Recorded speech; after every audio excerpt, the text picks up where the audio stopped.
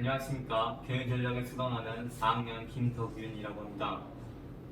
저희는 한국형 리스크 테이커 개발을 위한 교육과 기업의 인재 선발 및 관리 방안에 대해서 토론하도록 하겠습니다. 토론에 앞서서 각자 간단하게 자기소개 부탁드립니다.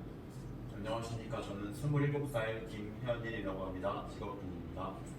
안녕하세요. 저는 27살 정성이고요. 학생입니다.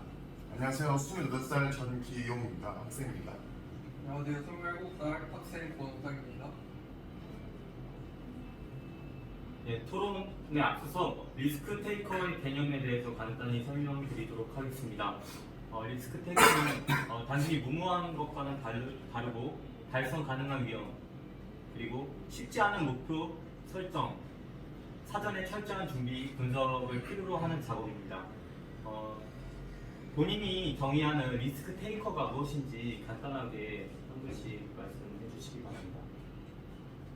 저는 리스크 테이커란 위험한 미래가 불확실하지만 그것을 무릅쓰고 좀 더 혁신적이거나 창의적인 일을 행위를 하는 사람을 리스크 테이커라고 생각합니다.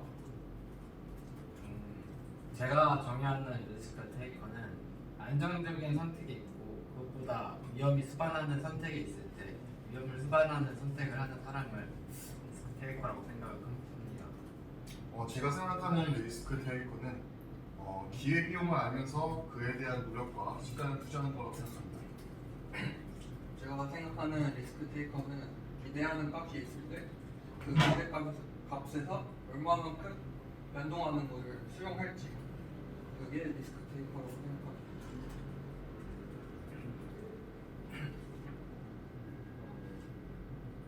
그러면은 저희가 저희 리스크 테이커 교육 개발을 위한 교육 과정에 앞서서 각자의 리스크 테이킹 성향에 대해서 이야기해 보도록 하겠습니다. 본인이 기피자인지 선호자인지 개인적인 경험 들어서 설명해 주시면 좋을 것 같습니다.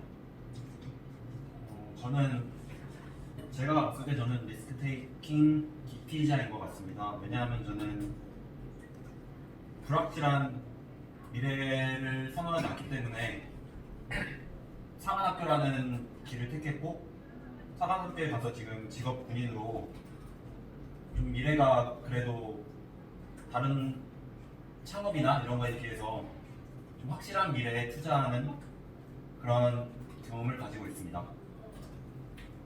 저도 리스크 테이킹을 약간 선호하는 사람보다는 깊이 하는 사람이라고 생각을 하는데요. 그 이유 중에 하나가 약간 지금 취업을 준비하고 있는 상태인데 그 미래의 직장을 생각했을 때 안정적인 직장이 더 선호를 하기 때문에 사기업보다는 공기업 위주로 준비를 하고 있습니다. 저 같은 경우에는 앞서 말한 두 분 기피자인 반면에 선호자에 가깝다고 생각합니다. 초등학교, 중학교, 고등학교를 거쳐 수많은 유학 경험이 있을 뿐더러 졸업을 앞두는 시점에서 만약 취준하지 않고 창업이나 혹은 새로운 1인 기업 같은 아이템 찾고 있기 때문에 저는 기피자보다는 선호자 쪽에 가깝다고 생각합니다. 저는 유형 회피자라고 생각합니다. 저는 제 취미 생활이 투자 활동인데 제가 학생 신분이다 보니까 그 투자할 수 있는 금액이 한정적입니다. 그래서 공격적인 투자를 했을 때 잃을 수 있는 가능성이 너무 크기 때문에 위험을 회피하는 편입니다. 그럼 저희 토론자들은 지금 3명의 기피자와 1명의 위험 선호자로 구성되어 있습니다. 저희가 그런 본인의 리스크 테이킹 과정에서 그런 결정에 영향을 미치는 요소 아니면 판단 기준이 되는 게 무엇이 있는지 한 분씩 설명 부탁드리겠습니다. 저는 리스크 테이킹을 하지 않은 기준은 저는 현재보다는 좀 미래를 생각했던 것 같습니다. 어디 드라마나 이런 걸 보면 창업을 했다가 실패해서 빨간 딱지가 붙거나 그런 장면을 많이 본 것도 있고 그렇게 실패했다는 이야기를 많이 들은 게 있기 때문에 저도 미래를 생각했을 때는 좀 더 안정적이고 미래를 볼 수 있는 그런 직장을 선택하게 되었습니다. 저는 판단의 기준, 결정 판단의 기준이 무엇인가를 생각을 해보면은 만약에 실패를 할 수 있는 확률이 성공을 할 수 있는 확률보다 조금더 작은가? 약간 이런 걸 좀 많이 생각을 하는 것 같습니다. 실패의 확률, 그리고 실패했을 때의 지는 결과가 약간 복구가 가능한 것인지 아닌지 이런 것들을 많이 고려해서 판단을 하는 것 같습니다. 저 같은 경우 오히려 확률을 고려하지 않는 경우인데요. 청년 5년 청년이 창업 시 5년 존속 확률이 99점 몇 퍼, 엑스퍼에 달하고, 존속하지 않는 확률이 99.엑스퍼에 달하고, 나무 그 1% 중에서도 흔히 말하는 성공했다는 빚을 안 지고 계속 이어가는 기업은 절반 채 안 된다고 합니다. 그냥 제가 이렇게 무언가를 도전하고 하는 데 결정적인 요소는 후회와 끈기의 여부 그리고 호기심이 어느 정도까지인지를 보고 판단하는 것 같습니다. 그래서 단순 호기심을 그냥 지나치고 저 같은 경우 그냥 지나치고 호기심에서 열정으로 발전되고 열정이 계속해서 이어질 가능성이 있다면 그게 끈기가 되는 것이고 그리고 나중에 이것을 안 했을 때 후회가 따른다 생각되면은 후회를 안 남기기 위해서 일단 해보는 편을 가졌습니다.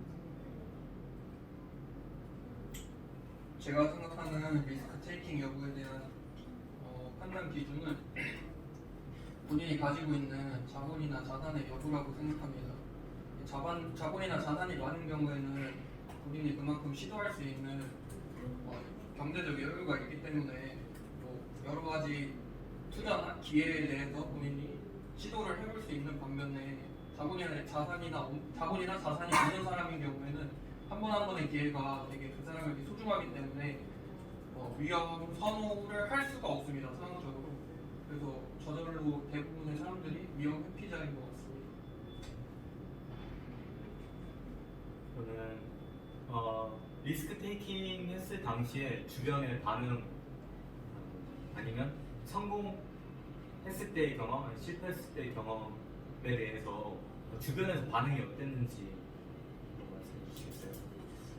저 같은 경우에는 리스크 테이킹을 했을 때 반응보다는 제가 대학을 다니다가 제가 1년을 다니다가 사관학교를 가게 됐는데 그때는 리스크 테이킹을 안 했을 때 반응이라고 말하면 될 것 같습니다.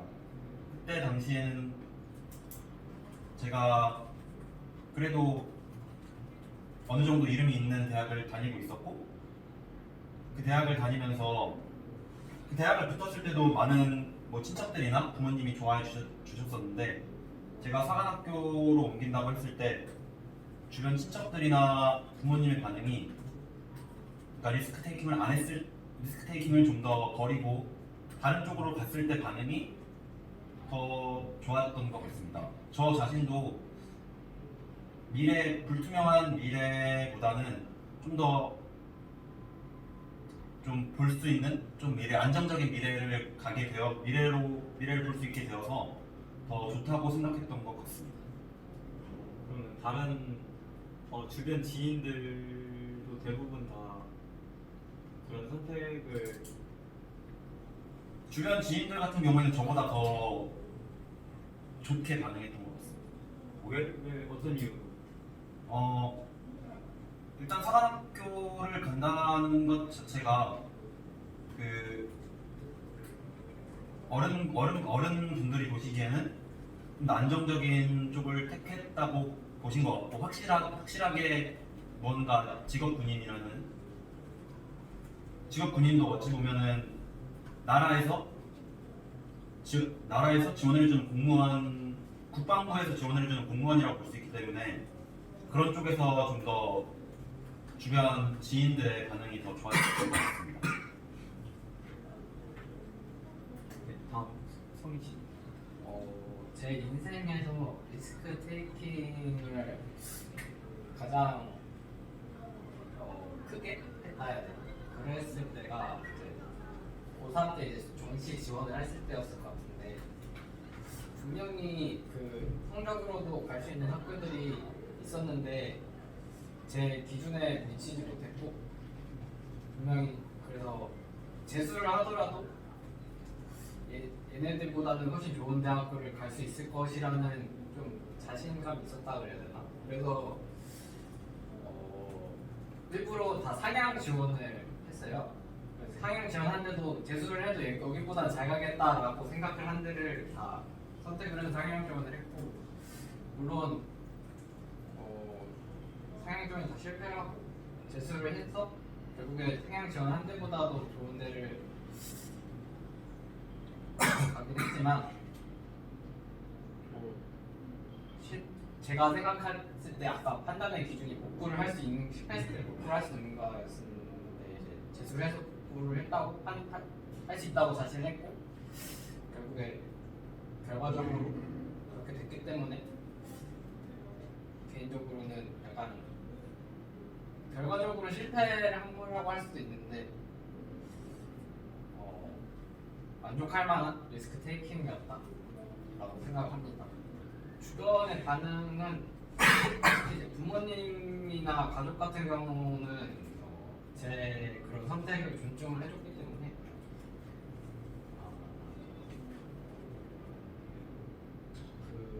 제가 대학 입시에 실패를 하고 재수를 한다는 선택도 다 존중해줬던 것 같습니다. 저 같은 경우에는 요즘에 선택한 것들에 있어서 크고 작은 성공과 실패들이 있어서 요즘 것들을 말씀드릴 수는 없지만은 좀 더 이전으로 돌아보면은 최초의 리스크 테이크와 그리고 그 후의 리스크 테이킹이 하나의 큰 실패와 하나의 큰 성공이었던 것 같습니다. 최초의 리스크 테이킹 하는 것은 초등학교 1학년 때 막무가내로 아빠를 따라서 중국 유학을 간 것인데, 당시엔 되게 추천이 곱지 않았죠. 그 더러운 20년 전 중국은 더러운 나라였고, 중국어 붐이 아직 있기도 전이었고, 또 이유 없이 중국에 갔다 왔다 이런 울림감 당하고 그런 시기였지만은 시간 지나서 보면 성공의 리스크 테이킹이었고, 지금은 원어민보다 잘하는 중국어 실력에 다들 어학은 인정하는 부분, 이런 식으로 이제 주위에서 부러워하는 부분이 있고, 그 다음에 리스크 테이킹 실패는 중학교를 채 마치기 전에 독일로 유학하는 것이었는데, 독일의 국제학교 유학 가는데 그 학교가 명문 고등학교로 흔히 말하는 아이비리그 지향률이 되게 좋아요. 그래서 아이비리그 지향률 80% 90%에 육박한 학교인데 붙고 다녔지만은 개인적인 사정으로 다시 돌아오게 되었습니다. 어떻게 보면 리스크 테이킹 실패해서 1년이라는 시간을 어릴 때 버린 것인데, 그거에 대한 주위의 당시 친구들 상황은 요즘에는 1년 왜 버렸냐, 무준하다, 미련하다 이런 반응입니다. 주위에서는 크게 뭐라고 하지 않고, 제일 중요한 건 제 자신이 어떻게 그것을 극복하고 돌아가느냐에 있다는 것에 중점을 둬낸다고 생각합니다.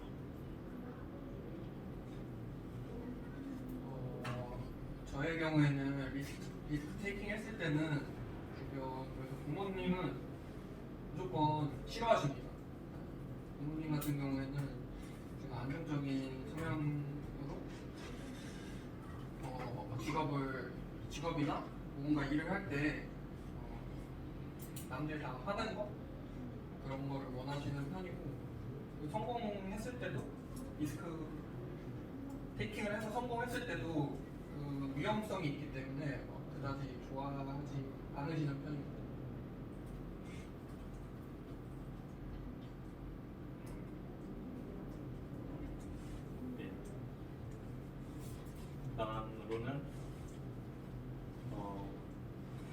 위정현 교수님께서 대부분의 한국 기업들이 리스크 테이킹보다 안정을 추구하고 그렇기 때문에 혁신을 찾기 위해서는 사회 문화적 시스템의 측면에서 내재화되어야 한다고 보셨습니다.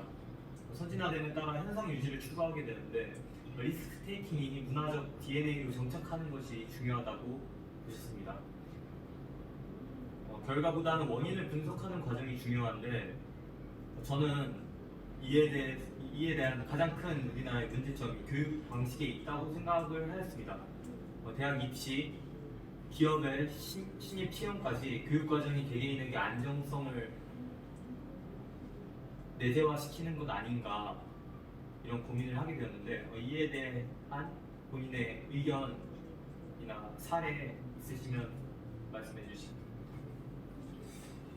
저는 사실 제가 직업 군인이다 보니까 기업의 신입 채용이나 이런 거는 제가 본 적이 없어서 어떤 식으로 되는지는 모르겠지만 대학 입시할 때를 생각해 보면은 대학 입시 시에 뭐 부모님 쪽이나 뭐 선생님 쪽의 의견을 생각해 보면은 리스크 테이킹이 적은 나중에 리스크 테이킹이 적은 사관학교나 경찰대 쪽을 지원한다고 했을 때 지원해서 그곳에 붙을 수 있다고 했을 때 좀 더 반응이 좋았던 것 같습니다. 저 같은 경우에도 저는 일반 대학에 진학을 하고 싶었는데 뭐 부모님도 어쨌든 교육자에 들어간다고 생각하기 때문에 부모님 생각은 사관학교나 경찰대 쪽으로 가는 게 안정적인 미래에 더 도움이 되지 않을까라는 의견을 많이 주셨었고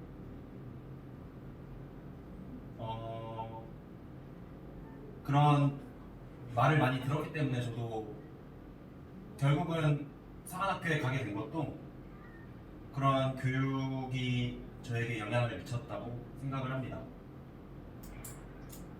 안정적인 그런 성향을 갖게 되는 데 있어서 고등학교 교육이나 아니면 사관학교 가기 전에 진학했었던 대학교의 그런 강의들이 그 안정성을 내재화하는 데 기여했다고 생각하시나요? 제가 대학을 1년 다닐 때 대학교 수업을 들었었는데 그때 들은 대학교 수업은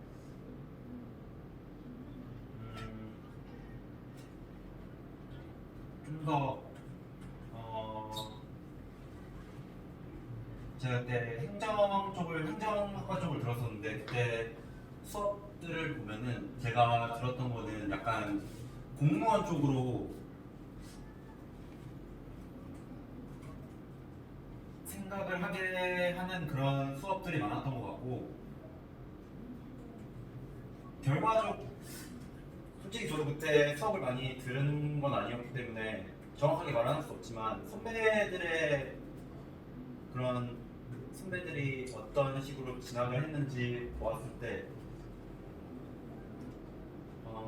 축하해주는 사람들을 보면은 대부분 뭐 공무원에 합격을 했다든지 행정고시 합격을 했다든지 아니면 그런 안정적인 쪽으로 갔을 때 교수님들도 그렇고 그런 좋은 사례들을 들을 때도 그런 쪽을 더 좋은 사례로 해서 리스크 테이킹을 한 사람 해서 실패했거나 성공한 사람들을 예로 들었다기보다는 수업 같은 걸 들을 때도 좀 더 그런 안정적인 걸 선택한 사람들이 좀 더 좋은 예로 그렇게 수업을 하셨던 것 같습니다. 성희 씨. 저는 이제 고등학교, 중고, 초중고 우리나라 이제 교육 때보다 좀 많이 거기서부터 이제 근본적으로 우리나라가 이제 또 그런 게 있다고 생각하는 게 성적이 무조건 우선이 되잖아요.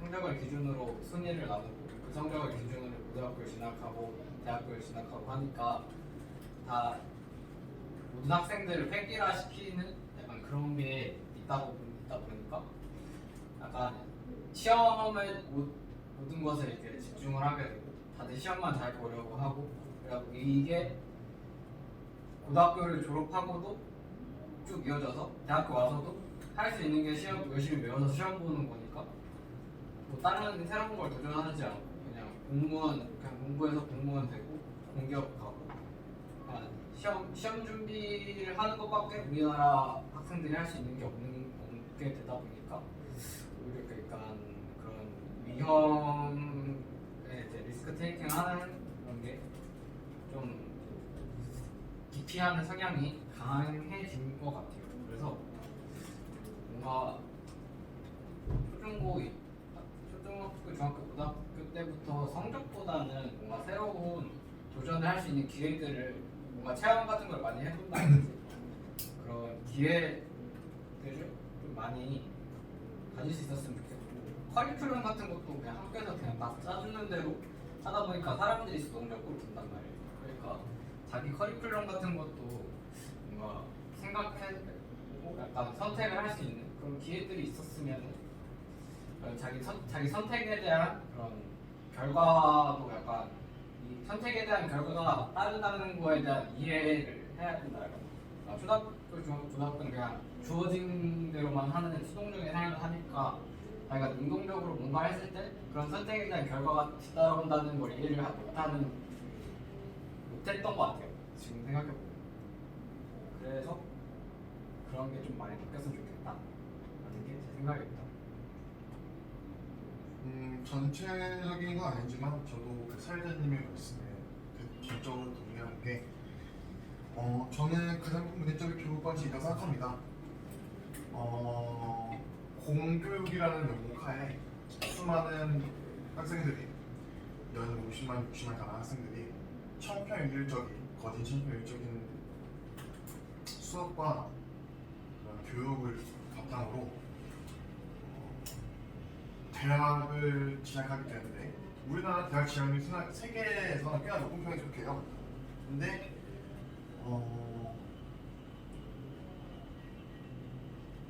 대부분 뭐 수능이라는 그 시스템이죠. 시스템이나 내신 시스템을 통해서 대학을 진학하게 되는데 학과 지원 자체가 저는 하나의 그 리스크 테이킹이라고 생각합니다.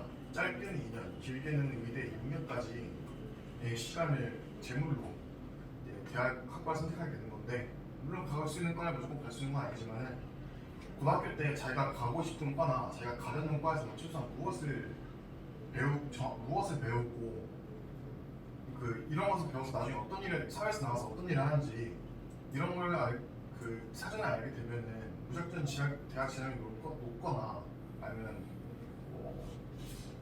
혹시나 나중에 현민 씨처럼 다른 사관학교 다시 간다든지 1년이나 시간을 내서 같이 간다든지 아니면은 아예 직종이 다른 이직을 한다든지 이런 일이 없지 않을까 생각합니다. 그래서 리스크 테이킹만 한다가 창업이 활발한 나라를 보면은 대표적으로 독일과 미국 같은 경우에는 고등학교 때 직업 체험학습이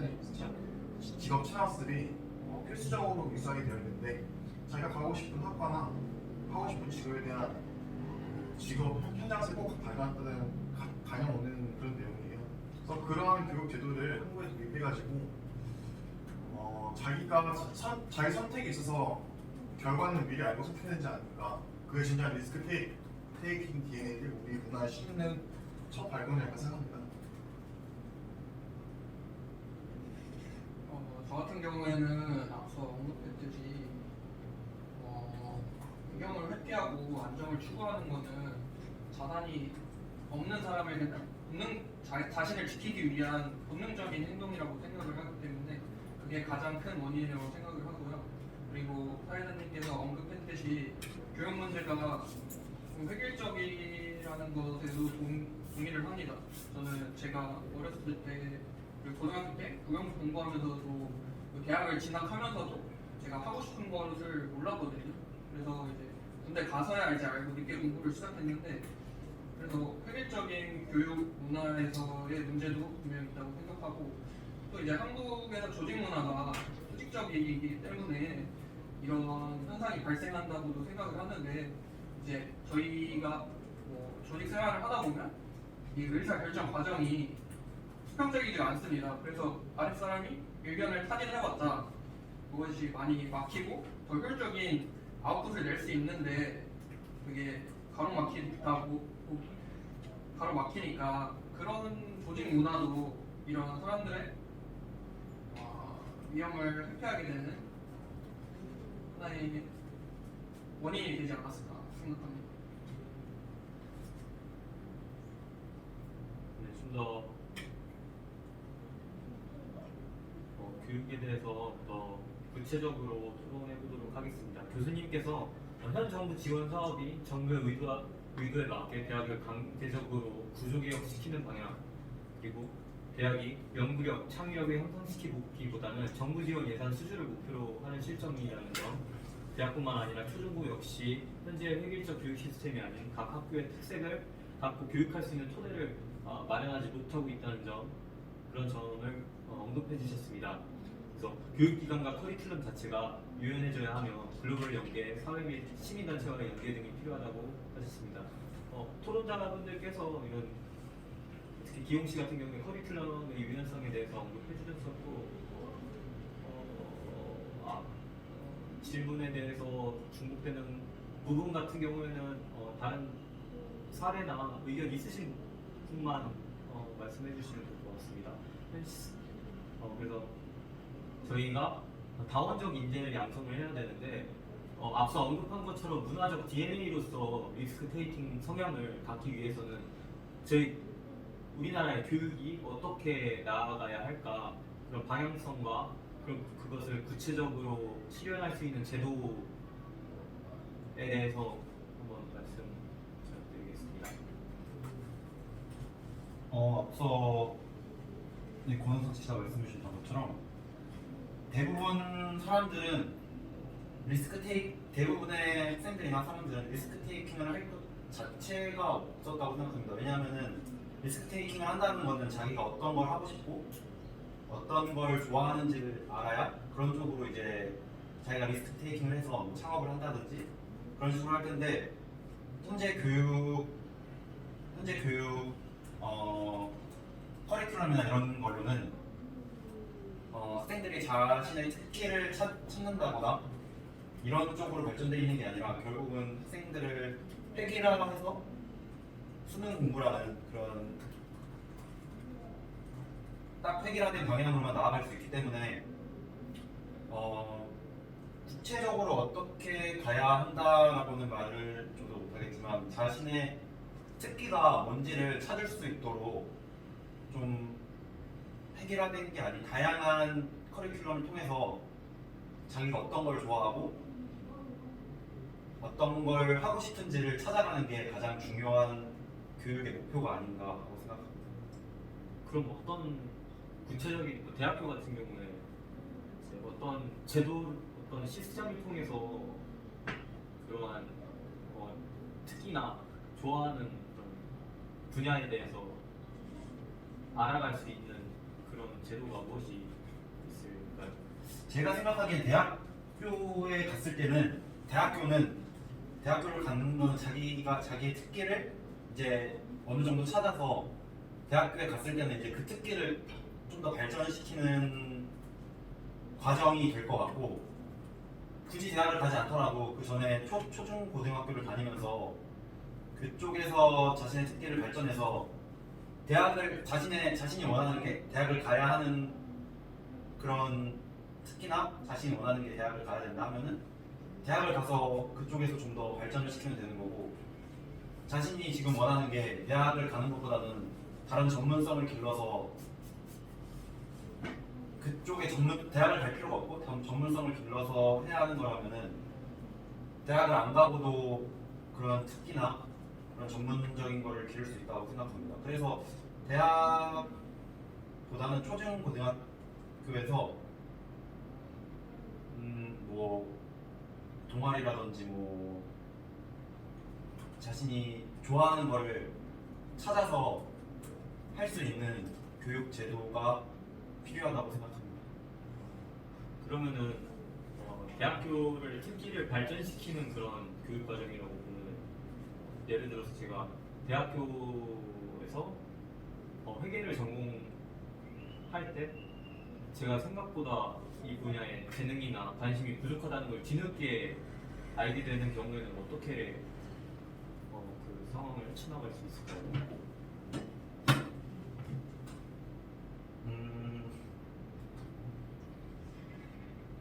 다른 분도 그냥 생각 있으시면 자유롭게 순서에 상관없이. 저는 생각을 하는 게 약간 우리나라의 그런 직업 간의 그 소득의 격차가 너무 크다고 생각을 해요. 왜냐면은 우리가 다 모든 사람들이 다 좋은 대학 가고 싶어하고 좋은 기업에 들어가고 싶어하는 게 분명히 그 직업이 주는 소득이 많고 다른 소득이 많고 그 안정적이기 때문에 그렇게 하고 싶어하는 건데 분명히 뭐 다른 뭐 직업 모든 직업들이 소득의 격차가 그렇게 크지 않고 모든 직업이 안정적이라면은 분명히 사람들이 다 다양하기 때문에 자신의 진로를 찾아서 갈 거라고 생각을 하는데 회계사가 처음부터 되고 싶었던 게 아니잖아요. 그렇죠. 그 숫자 가지고 노름하는 게 뭐가 그렇게 자기 진로가 하고 지금 적성이 어디 있어 숫자 가지고 노름하는 게 회계사가 돈 많이 벌고 안정적이고 전문직이니까 하고 싶어하는 거잖아요. 네. 그런 게 다른 건축가든 뭐 미술을 하는 사람이든 음악을 하는 사람이든 뭘 하는 사람이든 다 그게 소득이 안정적으로 그게 받을 수 있고 그 직업이 안정적이게 되고 소득이 좀 높아지고 뭐라 그래야 돼 자기 먹고 살 만큼 그게 된다면은 다른 사람 분명히 그런 게 다 그런 사람들의 욕망이 이제 여러 군데로 이렇게 퍼져 나갈 수 있을 거라 생각하는데 그런 사회적 분위기가 안 되니까 다들 전문직이 되고 싶어하는 거고 다들 공무원 되고 싶어하는 공기업 들어가고 싶어하는 거 대기업 들어가고 싶어하는 거라고 생각을 하거든요. 그러니까 제가 생각했을 때 사회 구조 자체가 약간 소득의 평준화가 어느 정도 실현이 돼야 그게 개선이 될 거라고 생각을 해요. 그러면은 그런 소득이 안정성이 보장되기 위해서 어떤 제도가 필요할까요? 이제 이게 조금 오래 걸리겠지만 분명히 그 비정규직, 정규직 이런 격차라든지 정규직이 들어갔을 때 뭔가 비정규직으로 들어가더라도 정규직과 차별 없이 안정적으로 그런 생활이 가능하고 그 직업 그런 것도 있고 이제 뭐 최저임금도 어느 정도 수준으로 올라가서 이게 그런 그 사람들이 최저임금만으로도 생활을 하는데 지장이 없고 그런 것도 있고요. 이제 우리나라는 너무 대기업이나 프랜차이즈 위주다 보니까 그런 대기업이나 이런 데 아니면은 조금 막 동네 구멍가게가 동네 슈퍼들 요즘에 다 편점을 받기로 그러잖아요. 그런 것들도 다 대기업 위주의 경제 구조 때문이라고 생각을 하고 그래서 중소기업 발전 정책이라든지 그런 게 좀 더 많이 개선이 되고 그 노동법에 대해서도 개선이 많이 돼야 된다고 저는 생각을 합니다. 저는 생각이 좀 많이 다른데요. 앞서 임금 때문에 그런 차이가 난다고 말씀하셨는데 공무 같은 경우에는 경쟁력이 치열하잖아요. 임금이 대기업이나 그런 데서 임금이 많이 높은 편도 아니거든요. 솔직히. 그래서 뭐 거기에 공무원이 들어가는 건 좀 그 자율적인 업해야 된다 생각하고 임금만으로 그런 게 아니라 공무원은 그만큼을 대체할 수 있는 안정성이 있잖아요. 안전이니까. 그 대체하는 거 그러니까 임금 수준만이 아니라 임금 그리고 안정성 그런 삶의 질 같은 게 모든 게 다 전체적으로 아우러 봤을 때 너무 대기업이라든지 그런 데에만 너무 집중이 돼 있다라는 게 제 생각이에요. 저는 안정성이 오히려 이런 것을 ಹೆಚ್ಚ이라고 생각합니다. 그래서 우리나라에는 자유로운 해고 문화가 필요하다고 생각합니다. 지금 2대8이라는 그 옛날 경제 이론이 지금은 1대9가 되었어요. 그러니까 상위 1%가 99%의 재산을 갖고 있다는 건데 지금 많은 흔히 말하는 대기업이죠. 대기업 간부직들이 원래는 대기업의 성과급이었는데 단순히 그게 그 횟수만 채우고 연수만 채우면은 연봉이 자동으로 올라가고 삼성 간부직 같은 경우에는 지사장 부사장부터는 30억, 50억 되고 연봉이 그리고 횟수 올라가면 100억까지 올라간다고 들었습니다. 근데 실제로 그들이 하는 일이 그렇게 많이 없어요. 경쟁이 안 되기 때문이죠. 그들이 스스로 발전하기 위해서는 경쟁이 필요하기 때문에 인사 시스템에 대해서는 저희가 뒤에 기업의 그 연봉급이나 능력 성과제에 대해서 또 얘기를 해보도록 할 거고 여기서는 교육제도에 먼저 말씀드릴게요. 네. 그렇기 때문에 그래서 그런 부분들이 들어오면 차츰적으로 자기 선택에 따른 그 추구의 결과가 자연스럽게 이렇게 보여지게 되는 거잖아요. 뭐 누구를 통해서든지 신문을 통해서든지 아니면 뭐 지인을 통해서든지 그렇기 때문에 그 미래를 예측할 수 있는 선택을 제시해 주는 게 올바른 교육 제도라고 생각합니다.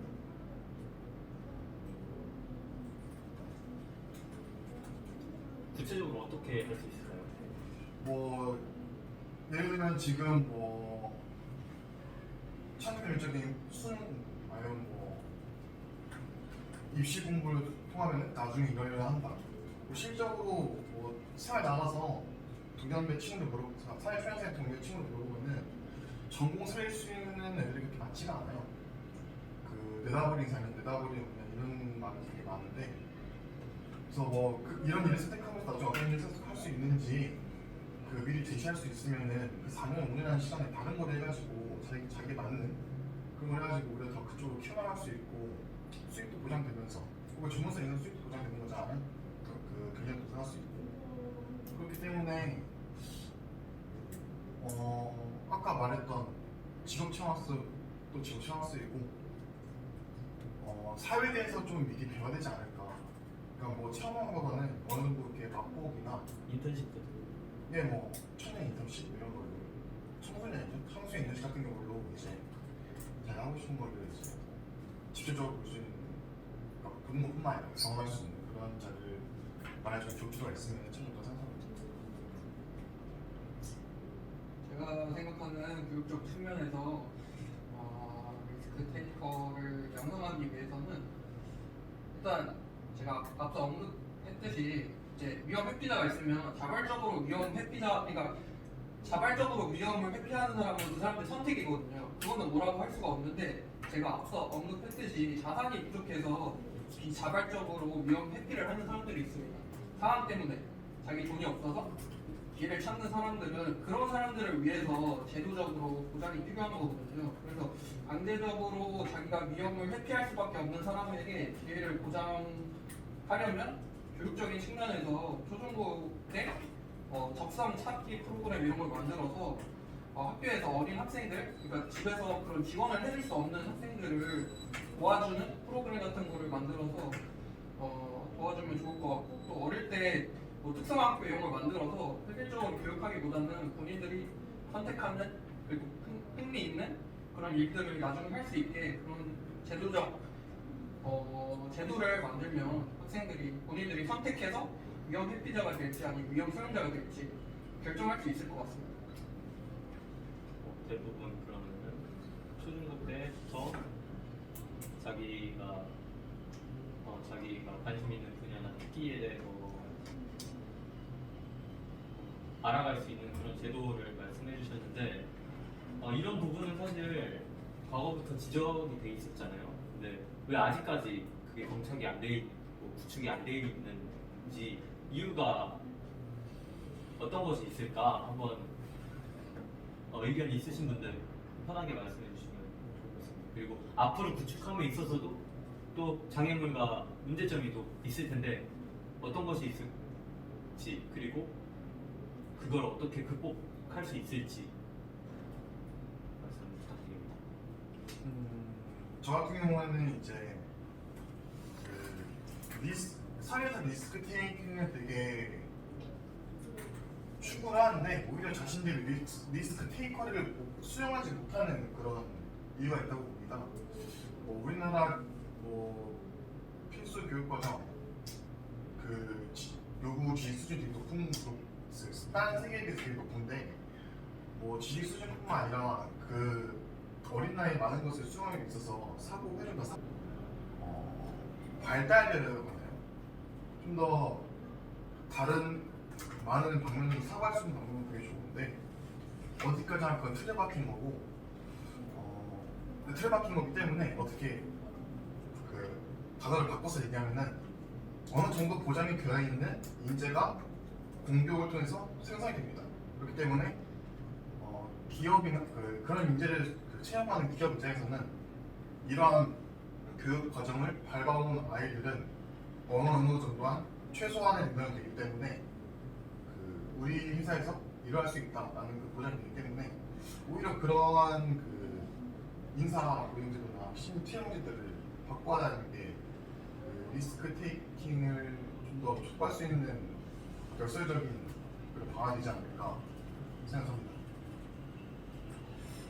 저는 이제 이런 교육 시스템이 지금 그러니까 노력이 수시 같은 경우가 그런 노력하고 있는 건데, 그러니까 학생들이 어려서부터 자기가 하고 싶은 것을 찾아가고 이제 수시 제도가 확장되고 있는데 이제 거기서도 이제 정보의 격차가 발생하기 때문에 학생들이 자기가 진정하게 원하는 걸 찾고 있지 못하니까 그런 거를 조금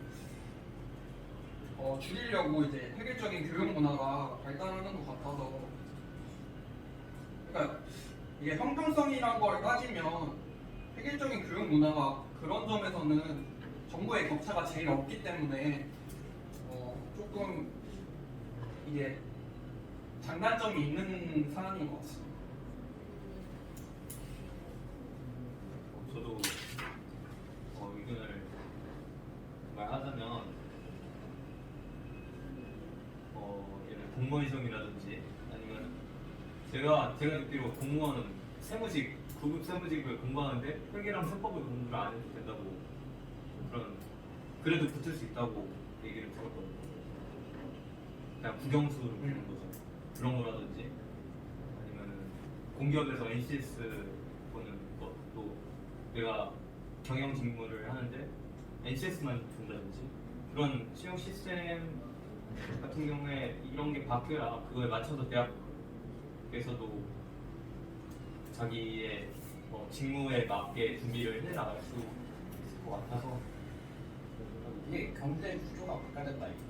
이게 다 대학교를 나와야 대학교 나와야 먹고 살 거라는 그런 마인드가 바뀌어야, 그리고 이제 기술직, 생산직 이런 사람들에 대한 대우가 좋아지고 비정규직에 대한 사람들의 대우가 더 좋아지고 그래야 사람들이 무조건 대학을 가야 이제 우리가 사회 나가서 먹고 살 수 있다라는 그런 마인드가 바뀌고, 이제 사람들이 무조건 대학을 가려는 그런 맹목적으로 대학을 가려는 게 아니라 좀 더 자기의 적성을 찾아서 사회에 진출할 수 있는 그런 기회가 많아질 거라는 게 제 의견입니다. 그래서 좀 더 자기의 적성과 진로를 찾아서 리스크 테이킹을 할 수 있다. 우리나라는 무조건 시험을 잘 보고 좋은 대학을 나와서 좋은 직장을 가져야만 잘 먹고 잘 살 수 있는 그런 사회적인 구조가 돼 있으니까 돈 많은 사람들 세금 많이 내야 돼. 아니 근데 제가 생각하는 거는 그러니까 비정규직이나 생산직에 임금을 올려주는 거는 솔직히 말하면 그거는 시장에서 결정할 문제라고 생각을 하거든요. 그러니까 그 일을 할 수 있는 사람들은 많고, 그리고 대학 교육을 나와서 더 전문적인 일을 할 수 있는 사람은 한정적이니까 그 돈을 주는 거지. 그거를 기회를 계속해서 그러니까 보상을 평등하게 주면 나중에는 사회가 격차가 줄어야 된다. 근데 그거는 시장에서 결정하는 게 맞지 않나. 그 희소성을 바탕으로, 그러니까 그 편한 일이 아니면 그 교육이 덜 들어가는 일이 그만큼의 임금을 준다면 사람들이 다 그 일을 할 건데, 지금은 그냥 그 시장에서 결정하는 희소성에 따라서 움직이는 게 아닌가, 임금이.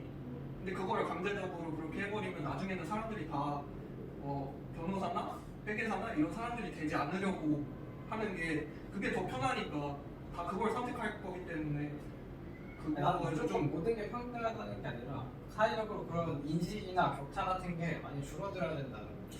아니요, 저는 지금 적절하다고 생각하는 게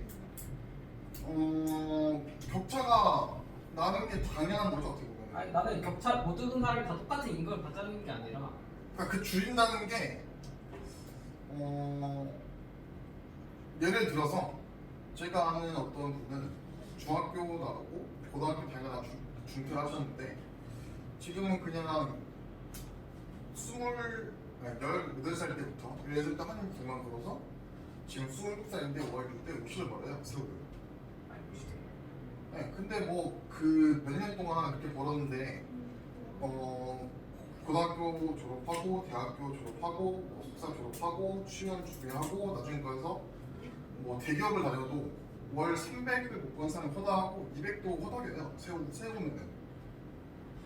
근데 이게 폭이 엄청 증가해서 나중에 보면 결과적으로 이러한 세월을 소비해서 나중에 여기서 투자하는 사람들이 이 끝자락에 가서 격차가 많아 보이는 거지. 처음엔 이 세월이라는 투자가 오히려 저는 그 시간 투자가 더 생각하는 게 그렇게 많은 그 격차가 많이 안 나는 직업 중에서 적게 임금을 받는 직업들은 많은 교육을 필요로 하거나 많은 준비 과정이 그렇게 필요하지 않은 직업들이 많아요. 그래서 당연히 많은 격차가 있다고 생각합니다. 시간의 격차는 누릴 수 없는 거니까. 지금 사회 문화를 보면 다 대학교를 안 가려고 하지 않습니까? 학생들이 고등학교만 하고 그러니까 본인들의 시장 논리에 의해서 그런 것들이 조정되고 있는 과정이라고 저는 생각을 합니다. 그러니까 학생들이 이제는 대학교를 안 받아도 잘 먹고 사는 사회 구조로 그러니까 그런 사회가 되고 있기 때문에 시장 논리가 그거를 해결해주지 않나 생각합니다. 마담 스미스 텔리전 저 같은 경우에도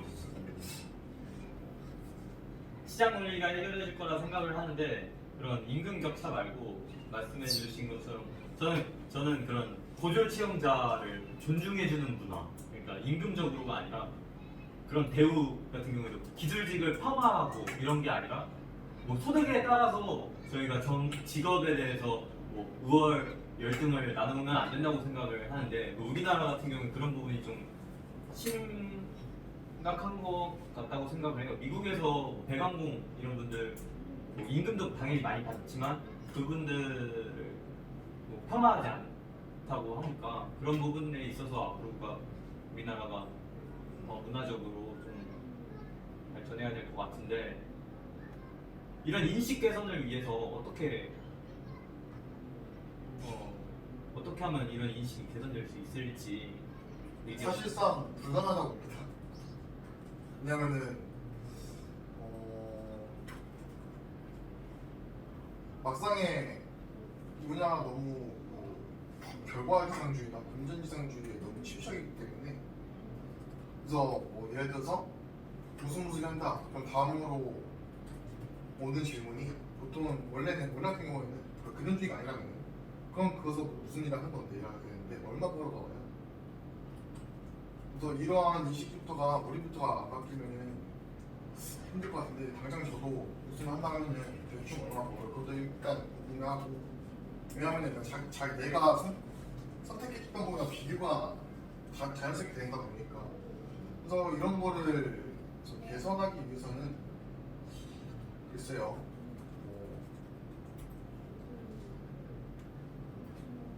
딱히 해결책은 떠오르지 않지만은 시간이 해결해 줄 겁니다.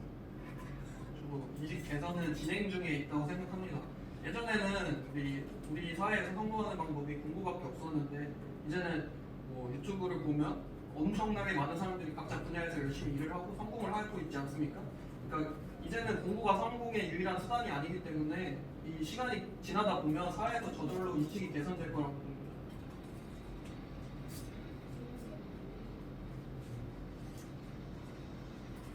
네, 그러면은 저희 우리나라의 인재 대부분이 그러니까 특히 뭐 극상위권 대학교 아니면 뭐 과학대학 곳들에서 뭐 학점이 우수한 뭐 그런 학생들이나 대부분 고시나 대기업 취직, 뭐 전문직 이런 준비를 많이 하는데 미국의 인재들 같은 경우에는 창업을 하는 경우가 되게 많잖아요. 이런 게 다 리스크 테이킹의 사례라고 볼 수 있을 것 같은데 우리나라에서 창업이 활발히 이루어지지 못하는 이유가 무엇이 있는가에 대해서 뭐 의견 있으신 분 편하게 말씀해 주시면 감사하겠습니다. 우리나라는 창업 성공 신호가 많이 없어요. 재벌이라는 그 뿌리 깊은 재력가들의 너무 깊기 때문에 뭐 예를 들어서 뭐 페이스북 성공 신화 그리고 뭐 마이크로소프트 지금 뭐 구글이지만 알파벳 이런 것들도 마이크로소프트나 페이스북, 인스타그램 다 대학교 동기들끼리 뭐 해보자 해가지고 만든 회사들이거든요. 근데 우리나라처럼 뭐 대를 이어서 뭐 재벌 그룹인 삼성이나 LG 뭐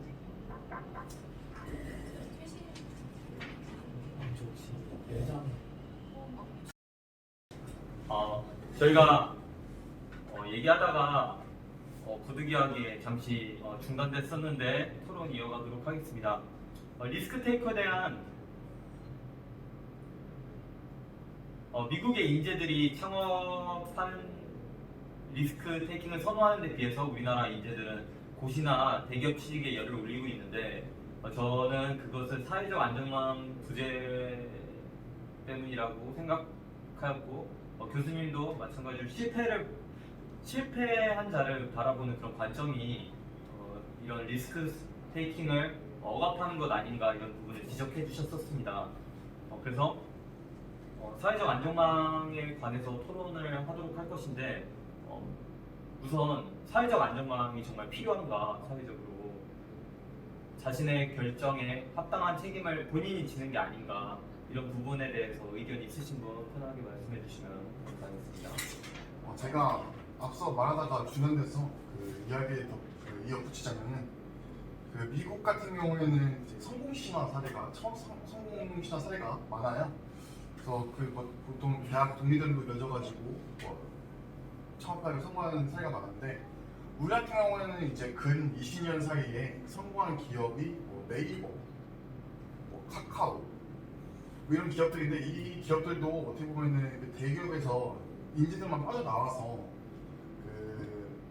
그들을 주축으로 이제 하나의 커뮤니티 형성되어서 하나의 회사가 되고 그렇게 해서 성공한 건데 청년 성공 신화, 초기 창업 성공 신화는 우리 사회에서는 크게 성공은 없습니다.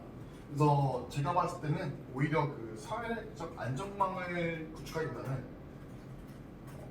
창업을 성공할 수 있는 가능성이 보이면은 오히려 그 성공 지지하는 그 보조제 역할을 해주는 응원이랄까요? 어떤 구체적으로? 그러니까 실패에 따른 안정망을 만들어주는 게 아니라 성공할 수 있으면 더 크게 성공하게 만들어주는 정부의 그 투자? 어떻게 보면 한정된 자원으로 실패한 자들의 안정망을 구축하냐 아니면 성공할 수 있는 사람들을 더 크게 성공하냐는 정부가 선택하는 거고 사회가 선택하는 거지 않습니까? 그래서 좀 더 성공을 부추길 수 있는 사회가 되었으면은 리스크 테이크를 성공한 사람들이 그나마 좀 생기지 않을까 하는 신뢰지 않게 생각합니다. 저희가 이전에 얘기했던 거는 리스크 테이킹을 하지 못하는 이유는 실패했을 때 돌아오는 그런 저희가 창업을 했을 때 실패할 경우에 돌아갈 대체할 그런 방향이 부재하다는 거 아니면은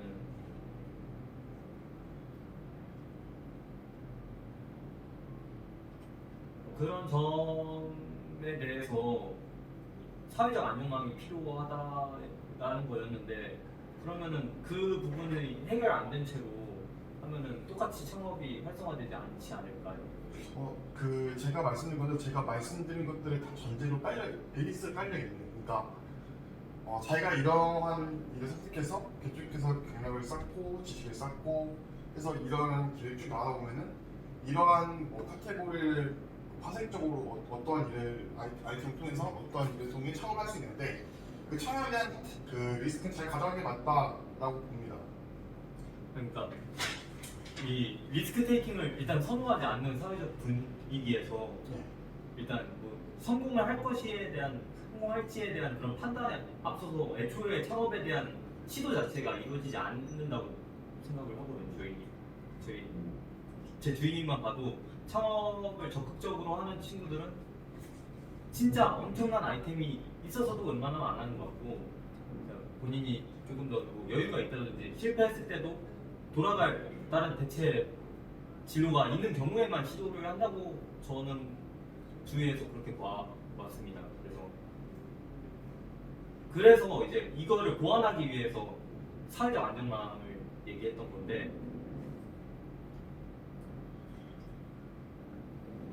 그러면은 사회적 안전망에 대해 동의를 하시는 분은 없는 건가요? 저는 사회적 안전망이 필요하다고 생각하는데, 근데 그 대상이 누구냐면 이런 리스크 테이커 하는 사람들 중에 상위 한 10%, 20%만 지원을 해줘야 된다고 생각합니다. 왜냐면 정말 뛰어난 기업인데 지원이 없어서, 자금이 없어서 실패하는 사례들은 구제를 해주고 제도적으로. 근데 나머지 80%는 어차피 경쟁력이 없어서 예를 들어서 80%지만 나머지 80%는 경쟁력이 시장에서 없어서 도태되는 거기 때문에 거기에 대해서까지 정부나 제도적인 측면에서 지원을 해준다면 경쟁력 있는 기업은 되지 않을 것 같습니다. 그래서 사회적 안전망은 필요한데 그 리스크 테이킹하고 창업하는 사람들 중에 뛰어난 사람들을 위해서만 존재해야 된다고 생각합니다. 그러면 그런 경쟁력을 사전에 판단하는 기준은 무엇이 있을까요? 일단은 사업 보고서들을 만약에 지원하는 입장에서 그리고 그런 거를 좀 판단을 해야 될 것 같은데 거기에도 좀 주관적인 입장이 개입될 수 있으니까 좀 제도적으로는 정확하게는 생각을 안 해봤습니다. 다른 분 혹시 의견 있으시면?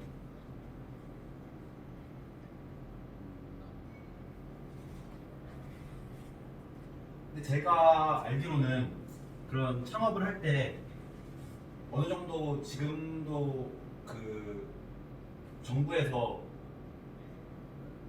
창업 보고서 같은 걸 내면은 그러니까 도화 벤처기업이나 이런 거를 정부 보조금이 있는 걸로 아는데, 그러니까 그런 보조금을 권원 씨가 말씀했던 것처럼 좀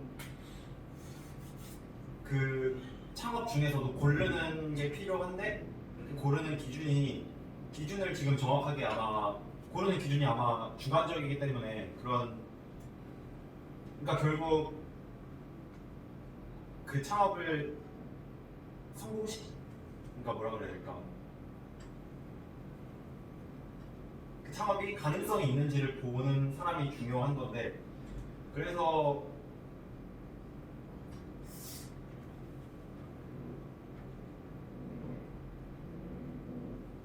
아무래도 그런 자리에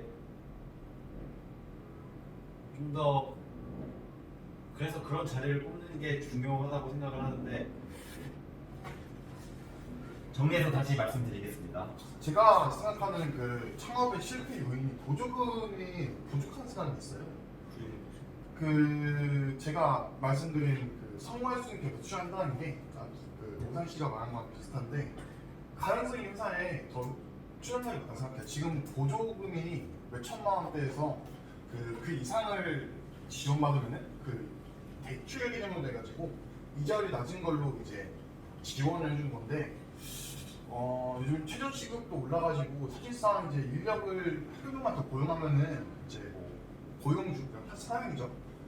창업자 입장에서는 큰 부담이 돼요. 이제 뭐 새로운 아이템을 뭐 추가적으로 그래서 뭐 생산업이면은 추가적으로 생산한다든지 그런 거에 대한 이제 선택에 있어서 인력 고용을 해야지 더 많은 일을 할 수 있는 건 분명한데 인력을 고용함에 따라 그 생산을 더 많이 못 해버리는 거죠. 이게 아이러니한데 그래서 오히려 이러한 상황에 놓인 그 벤처나 중소기업 같은 경우에는 그 지원금을 좀 더 줘가지고 일단은 계속해서 진행할 수 있는 게 맞지 않을까? 예를 들어서 그 기업 실제 그러니까 경영 활동 6개월 이상 시 얼마, 1년 이상 시 얼마 이런 식으로 하는 게 맞지 않을까 생각합니다. 예, 그러면은 그런 지원금의 경우에 자신이 분석했던 리스크, 자기가 분석해서 이제 감내할 수 있다고 생각했던 리스크보다 더 공격적으로 이제 창업자가 사업을 할 것이라고 생각을 합니다. 근데 이렇게 됐을 때 이제 교수님께서 말씀하시길 이게 수행 가능한 범위 내에서의 리스크만 이제 감내해야 된다고 하셨거든요. 그러니까 예를 들어서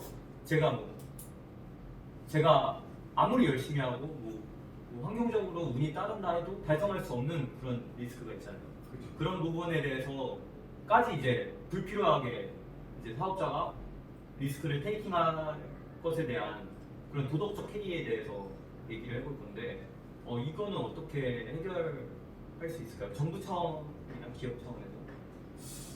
도덕적 해라면은 보통 이제 기업 간 거래에 있어서 한쪽이 일방적으로 이제 갖고 있는 정보를 상대방한테 넘기지 않는 상태로 계약을 체결하는 게 도덕적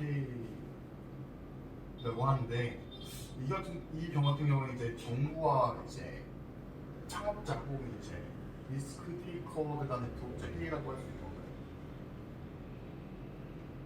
그러니까 이게 정보 비대칭으로 인한 건데 도덕적해가 그래서 제가 창업자인데 제가 계산했을 때는 이 정도 사업 공격적으로 했을 때 사실 실패 확률이 훨씬 큰 거죠. 근데 정부가 봤을 때는 정부는 이제 제공받은 정보만 가지고 사업성을 판단하기 때문에 이게 이제 안정적으로 성공할 수 있을 것이다 이렇게 판단하고 사실 대출해주거나 지원해주는 거잖아요. 근데 이제 정부는 모르고 있는 그런 정보가 있는 거죠. 그런 비대칭으로 인해서 이제 사업자는 자기가 감내할 수 없는 것임에도 불구하고 사업을 진행한다든지 이런 문제인데 이거를 어떻게 해결할 수 있을까요?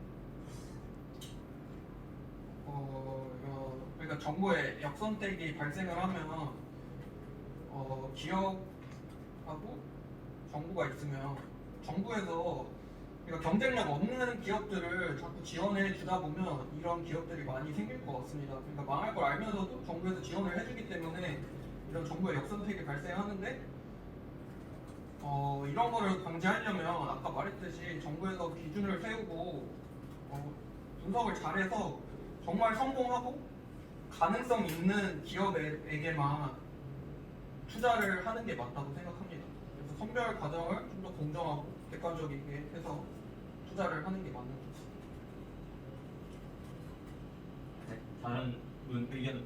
저는 오히려 이러한 부분에서 이제 고급 공무원을 채용해야 된다고 생각하는데 정부 차원에서 컨설턴트나 아니면 경영 지도사 같은 사람을 지도해가지고 감시 겸 컨설턴트를 해가지고 이제 중단할 거면 중단하고 과감히 투자할 수 있는 거는 이제 정부에서 이제 보내온 컨설턴트고 지도사니까 어느 정도 부분까지는 이제 지원을 확정될 수 있고 이제 선택에 따른 창업자 선택에 따른 이제 컨설턴트만 해가지고 존속시킬 수 있으면 존속, 투자할 수 있는 투자 아니면 이제 그만해야 된다면 그만해야 된다는 판단 하실 수 있는 그런 일자리를 오히려 정부가 창출하면서 파괴하면 될 것 같습니다.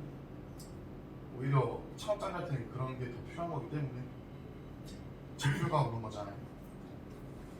그럼 이제 저희 청년의 입장이 아니라 기업 입장에서 기업의 인사 시스템에 관해서 토론 마지막 주제 토론하도록 하겠습니다. 이제 교수님께서 강조하신 한국형 리스크 테이커를 위해서는 기업 내부적으로 위험 기피 성향이 적은 공격적인 인재가 채용될 필요가 있습니다.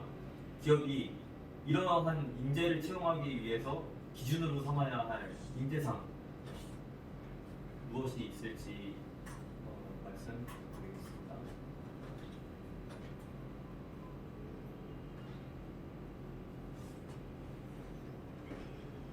어디서 어디서 봤던 보고 자료서인데 그 기업이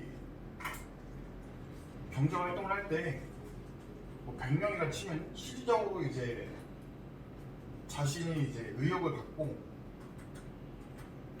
정해진 이제 바퀴 첫 바퀴 같은 일 말고 이제 더 차서 일하는 사람들이 16% 정도밖에 안 된다고 해요. 근데 그들이 보통 이제 팀 단위로 일하는 사람들 이제 그런 사람이 많다고 하는데 이제 채용 방식을 개인이 아닌 팀 단위로 한 번에 뽑는 게 더 낫지 않을까. 개인 단위. 지금은 이제 개인 단위로 이렇게 뽑잖아요. 그러니까 무슨 과 이렇게 네. 뽑는데 그런 게 아니라 무슨 프로젝트가 하나 생기면은 그 프로젝트 관련 응원 딱 뽑고 이런 식으로 그런 게 필요하지 않나 싶습니다. 지금 실질적으로 한국 내에서 팀 간의 이제 인사 관련이 많다고 딴 나라에 비해서 엄청 많다고 들었거든요. 그래서 그런 게 오히려 더 뭔가 도전적으로 하면은 또 발령나거나 아니면 또 안 좋은 쪽으로 가능성이 있으니까 그에 대한 위험 부담이 있으니까 팀 단위 아예 하는 게 낫지 않을까. 그럼 기업 입장에서 예를 들어서 팀 구성원이 3명이라고 하면은 팀 구성원들이 뭐 예를 들어서 최우수, 우수, 미흡 이렇게 3명이 구성되어 있다고 생각을 하면은 기업은 그 팀을 채용하기보다 그냥 일반적인 선발 과정을 통해서 최우수 3명을 뽑는 게 더 기업 입장에서 합리적일 수도 있다고 생각이 드는데, 왜냐면 이제 팀 단위로 채용을 했을 때 근데 우수 팀이 꼭 전부 다 우수한 능률이요? 네, 능률적으로. 근데 뭐 최우수 3명이라도 어디까지나 할 일은 정적이기 때문에 팀 단위로 뽑는다 하면은 자기 사이에서도 경쟁이 생길 테고 그리고 그 팀이 영구 지속되는 것이 아니기 때문에 무리가 없을 거라 생각합니다. 아니면 팀워크 이런 거가 좀 발휘를 할 수 있는 친구들을 뽑는 것도 좋은. 예, 그렇게 될 수도 있겠죠. 그리고 저는 이게 위험 깊이 소양이 적은 공격적인 인재들이 채용된다고 해도 조직 문화가 수직적인데 이런 사람들이 자기 의견을 얘기할 수가 없기 때문에 이거는 기업 입장에서도 대기업에서 수직적인 문화를 빨리 고쳐서 전문성을 가지고 수평적인 문화에서 자기가 잘하는 일 있으면 직급이 낮아도 자기 프로젝트를 따라할 수 있는 그런 문화가, 그러니까 조직 문화도 바뀌어야 된다고 생각합니다. 그런 카카오의 김범수 의장이 이제 수평적 리더십을 이렇게 추구하는데, 그럼 수평적 리더십일 때 발생할 수 있는 문제점이 무엇이 있을까요? 저는 제일 궁금했던 게 제가 가장 수직적인 군대라는 곳에 있다 보니까 사실 제가 공군인데 공군 같은 경우에는 그래도 예전보다는 수직적인 게 많이 줄어들었다고 하지만은 결국은 선배와 후배로 나눠져 있고 직급이 높은 사람과 직급이 낮은 사람으로 나눠져 있습니다.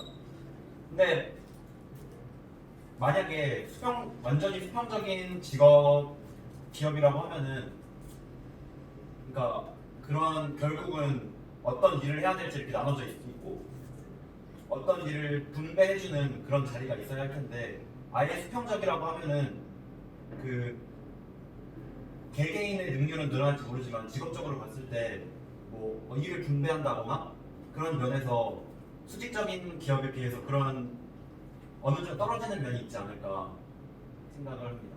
저는 어떤 단체가 커지면 커질수록 수직성이 되는 거는 불가피하다고 생각합니다. 왜냐하면 이제 사람이 많으면 많을수록 의견도 많아지는 거고, 직급이 올라가면 올라갈수록 그 사람들의 의견을 토대로 그 중에서 나은 걸 하나씩 골라가지고 하나씩 올려서 금액이 있는 사람이 여러 가지 의견들 중에 몇 가지의 선발된 의견 중에서 하나 골라서 이제 프로젝트를 진행하는지 이제 방향성을 제시하는 건데, 수평성에다 보면 그 모든 것을 이제 보여야 되는 거잖아요. 앞으로 못 나갈 수 있는 이제 그 있다 보니까 수직성이냐 뭐 수평적이냐고 하는 이제 포용력 어느 정도 포용할 수 있냐 수정할 수 있냐의 문제인 것 같아요. 그래서 수직은 수직인데 그 좀 더 직급이 아닌 사람이 위인 사람들한테 자기 의견을 내놨을 때 위인 사람들이 그 아래 직급 사람들의 의견을 얼마나 수용할 수 있냐라는 수용할 수 있는 단체들이냐가 문제인 것 같아요. 그래서 그런 것 같은 경우에는 하나의 제대로 만든다고 생각합니다. 뭐 예를 들어서 뭐 실질적으로 도움 안 되지만은 군대는 망할 현장이 있는 것처럼 그래서 하나의 의견을 그 자기 바로 윗사람보다는 좀 더 윗사람들한테 뭐 정기적으로 한 번씩 이제 뭐 프로젝트나 아니면 의견 개인적인 의견이나 이런 거를 직접 전달할 수 있는 그런 시스템이 하나 생겼으면은 그 중간 과정 사람들도 아래 사람들을 어쩔 수 없이 수용할 수 있지 않을까. 저도 이거 언급했다시피 수평적으로 조직 문화가 바뀌면 이게 운영이나 통제 같은 게 힘들어져서 일이 좀 많아지고 기업 전사적으로 보면 좀 산으로 갈 수도 있다라는 생각을 합니다. 단점이 있을 것 같습니다. 해결 방안은 딱히 없는 것 같아요. 근데 결국은 지향해야 될 점은 지향해야 되는 게 어느 정도 기업은 수직적이더라도 그 문화 자체를 수평적으로 바꾸면은 기업 문화가 그러니까 기업의 조직이 수평적이라기보다는 기업의 문화가 수평적이라면은 누구나 자기 의견을 쉽게 얘기할 수 있고 자기 의견을 수용해줄 수 있는 그런 기업 문화가 수평적이 돼야 된다고 생각합니다. 종단횡단해가지고 그런 구조적인 문제와 근데 그건 문화라서 뭐 거기는 사람들이 만든 거기 때문에 제도적으로는 불가능할 거다 생각합니다. 예를 들어서 그런 부분을 없애려고 카카오 같은 경우에는 영어로 이름을 그렸잖아요. 그런 거 생각하면은 분명히 카카오도 이제 직급 체계는 있는데 이제 그런 문화를 바꾸기 위해서 이제 영어 이름을 부르는 거니까 그런 거 같습니다. 그러면은 다음 질문으로 우수한 인재들을 채용하기 위해서 지금 지셋 등 기업별 직무 검사를 실시하고 있는데 이러한 채용 과정이 리스크 테이커를 선발하는 데 효과적일까요?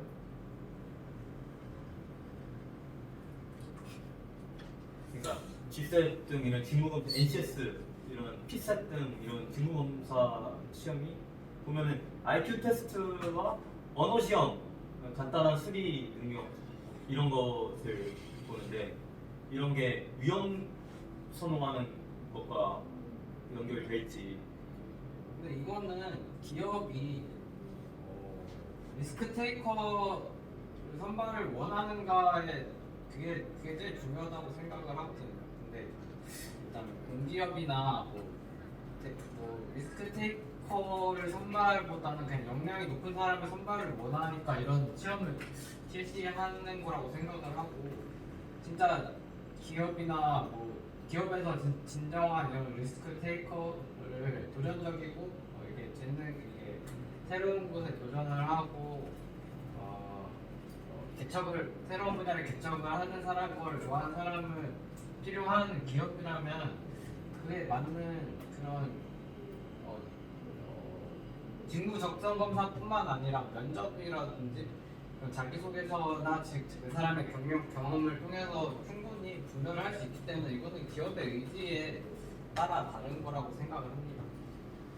그럼 삼성에서 G셋 보는 거는 그거 같은 경우에 삼성도 공기업처럼 도전적인 조직이 아닌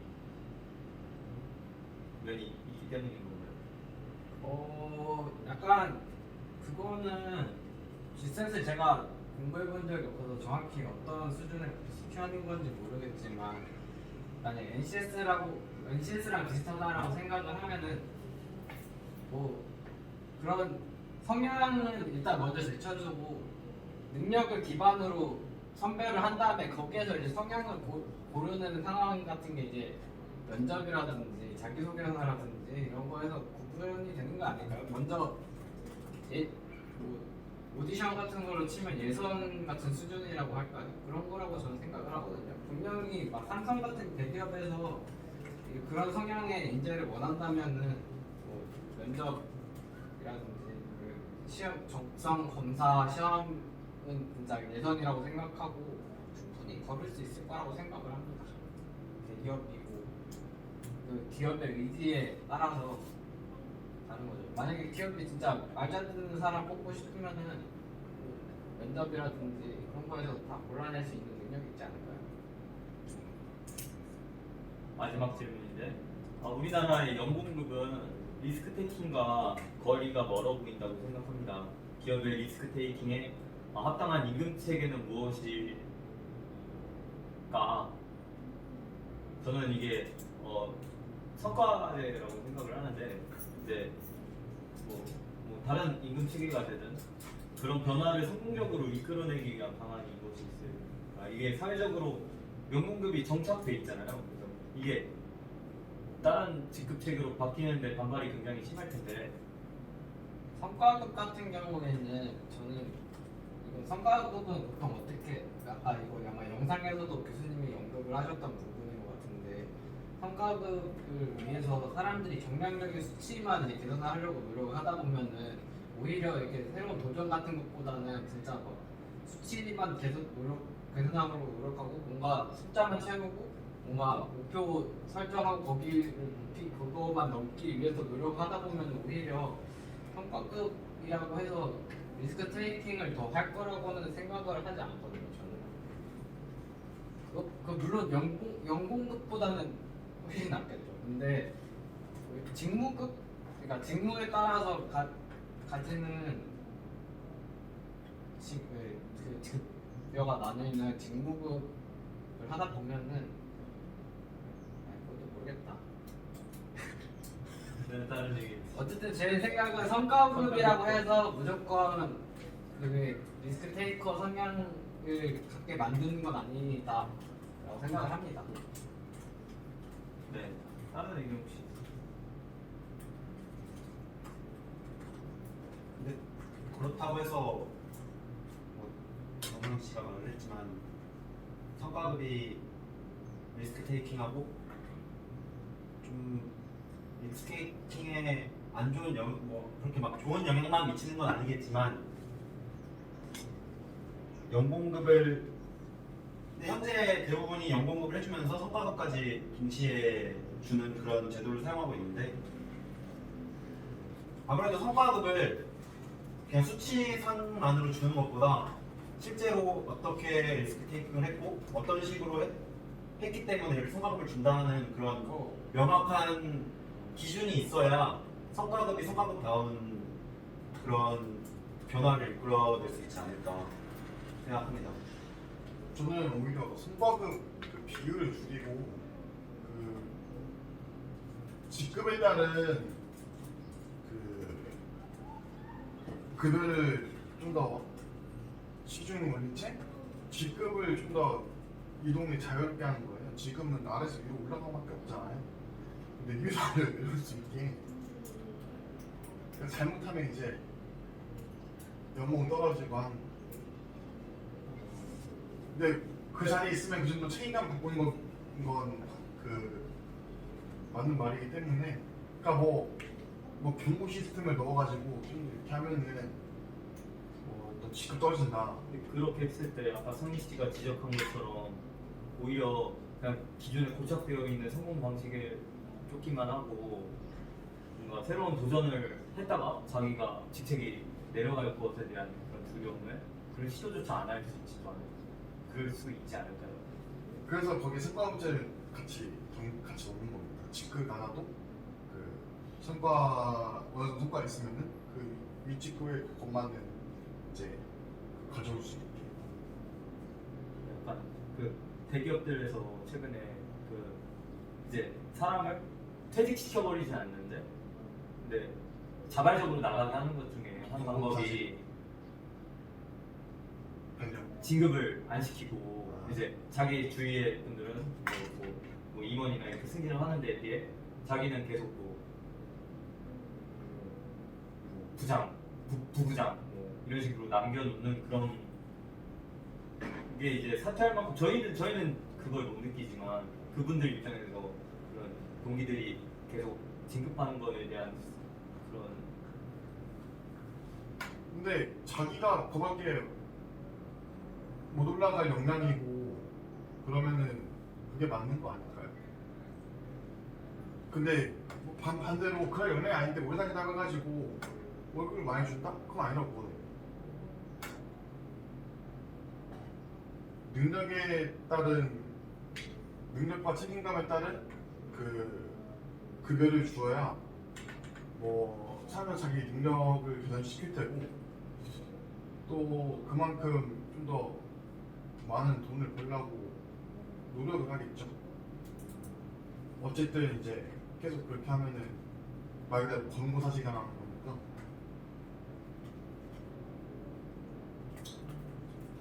네, 감사합니다. 오늘 토론 너무 긴 시간에 이렇게 시간 내주셔서 너무 감사하고 이렇게 끝까지 영상 봐주셔서 정말 감사드립니다.